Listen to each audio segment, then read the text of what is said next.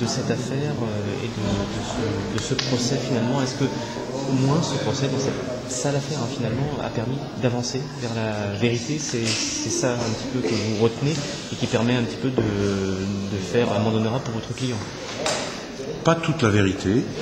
Il reste des choses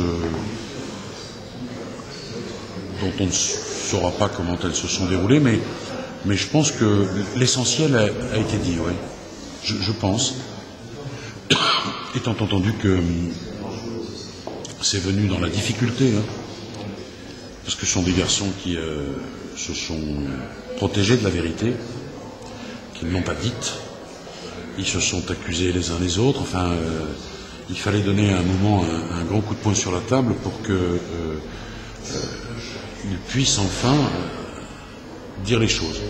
Et en ce qui concerne Marwan Oueslati, que j'ai l'honneur de défendre, je pense qu'il a fait un très grand pas et un très grand chemin personnel vers la vérité. Oui. Vous l'avez poussé dans ses retranchements pour qu'il sorte cette vérité.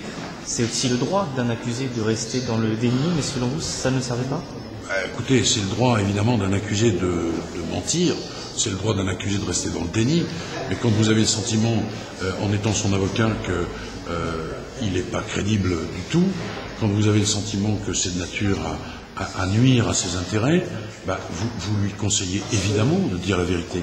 Et ensuite, c'est plus facile d'un point de vue judiciaire, mais c'est apaisant aussi pour lui, parce que les psychologues et les psychiatres qui l'ont vu ont dit que ce garçon était dans un véritable remords sincère. Et d'ailleurs, il s'est rendu, lui, devant les services de gendarmerie. La préméditation un peu de ces faits, la violence, est-ce qu'elle était vraiment préméditée, calculée, ou est-ce que on a dérapé? Vous, votre analyse, c'est qu'on assiste à un carottage, vous avez employé ce terme, qui a dérapé. Ouais, ça, je pense que c'est une certitude. D'ailleurs, ça n'est contesté ni par l'avocat de la partie civile, ni par le représentant de l'accusation. C'est un carottage. Ensuite, on ne peut pas dire quand il a été envisagé, mais le soir des faits, ce que l'on sait, c'est qu'ils vont obtenir les armes dans le cadre d'un premier cambriolage.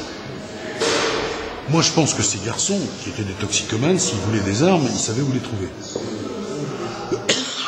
Donc je pense que s'il y a une forme de préméditation, c'est après avoir obtenu les armes. C'est à ce moment-là qu'ils se disent, peut-être, on va aller mettre à exécution un projet dont on a peut-être déjà parlé. Moi, je ne peux pas vous le dire, j'en sais rien. Mais c'est dans cette forme-là que a lieu la préméditation.